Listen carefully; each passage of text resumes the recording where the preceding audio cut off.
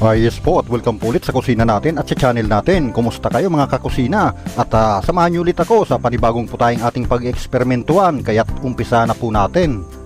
Una po, maglagay po tayo ng saktong tubig sa kawali at buksan natin yung apoy at isabay na rin po nating ilagay yung ginayat na karne ng baboy.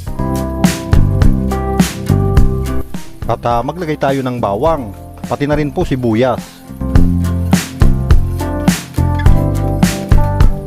At pagkatapos nating mailagay ang bawang sibuyas, maglagay din po tayo ng crack na pamenta, pati na rin po pamintang may dahon. At takpan natin to't pakuluan hanggang sa medyo matuyo yung sabaw niya. At pag nakita nyong medyo tuyo na yung sabaw niya, buksan po natin to.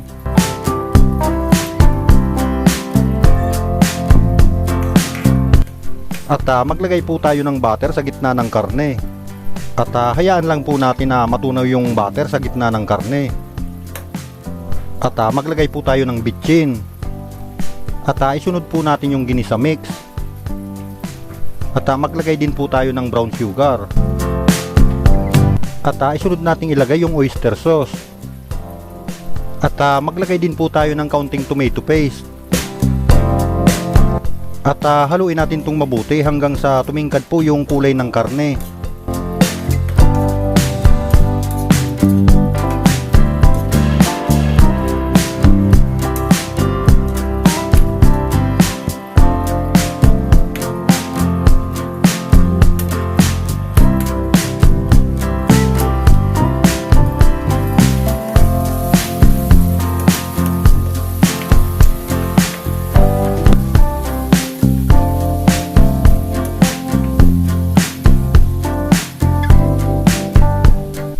At pagkatapos nating haluin at pag medyo matingkad na po yung kulay ng karne, ilagay na po natin yung bagoong. At pagkatapos nating mailagay ang bagoong, haluin ulit natin tong mabuti.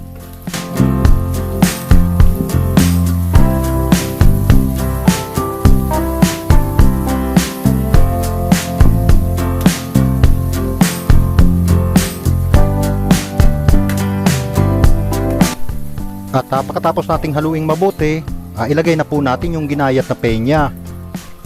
At haluin ulit natin tong mabuti.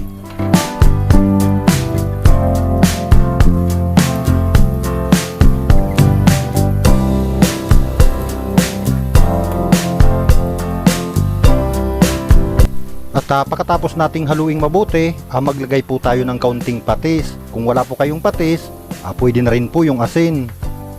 At haluin ulit natin itong mabuti.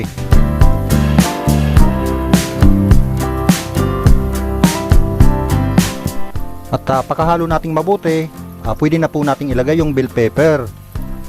At haluin ulit natin itong mabuti. At pagkatapos yung haluing mabuti, okay na po siya.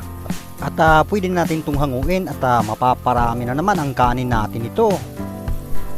O yan po mga kakusina, sa lahat po pala ng nakapanood na ng video, maraming salamat po at kita-kits na lang po tayo sa susunod na i-upload kong video.